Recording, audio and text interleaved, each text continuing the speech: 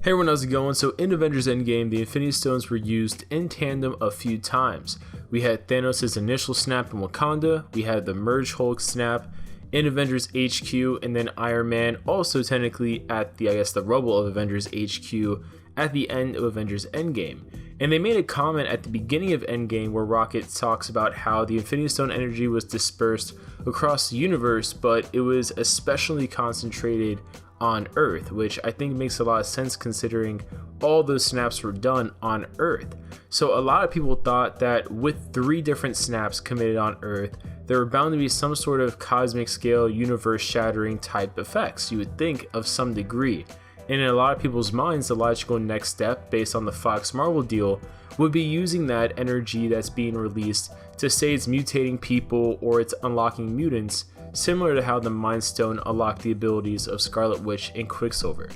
However, with Spider-Man Far From Home set to be the Phase 3 epilogue, instead of those things being revealed, it looks like the direct consequences of having 3 different snaps on Earth occur will be revealed to be tears in the multiverse, which is exposing the mainstream earthly plane MCU to different universes, like the one Mysterio comes from and the one the Elementals come from, which for all intents and purposes we have no reason to believe that's the same universe, even though it's very possible it's the same, and that's why Mysterio is knowledgeable of the Elementals and he came to our Earth to fight them, again assuming that Mysterio is not lying about all this based on his character's background. Now this, like I said before, is the explanation provided for how Mysterio and the Elementals appear on Earth 616, as they're calling it right now, by the events of Spider-Man Far From Home, and it opens up the possibility for dead characters to return if maybe they're alive on a parallel universe, alongside of also an easier route to introduce other new characters such as Mysterio.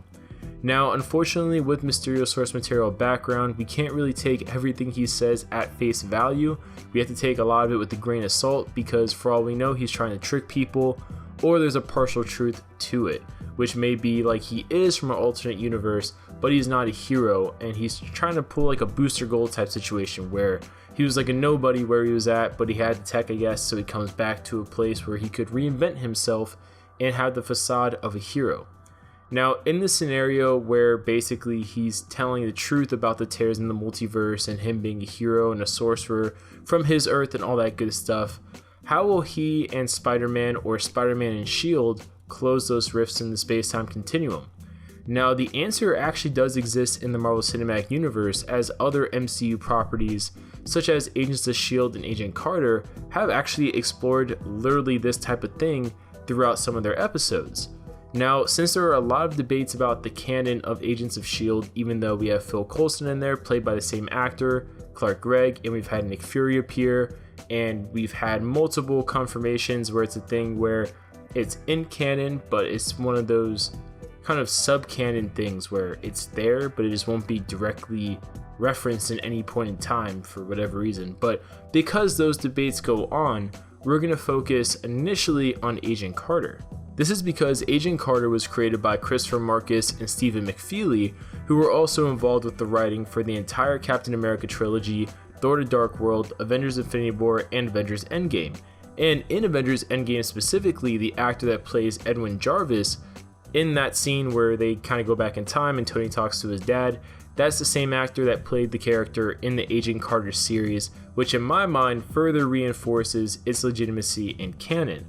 Now, when that show dealt with tears in space-time, it was in relation to zero matter energy, also known as Dark Force energy from the Dark Force dimension. And this is the same type of energy that characters such as Cloak from Cloak and Dagger are supposed to be using when he uses his powers. And that show, I think, is supposed to be a part of the MCU, but I'm not going to get into that in this,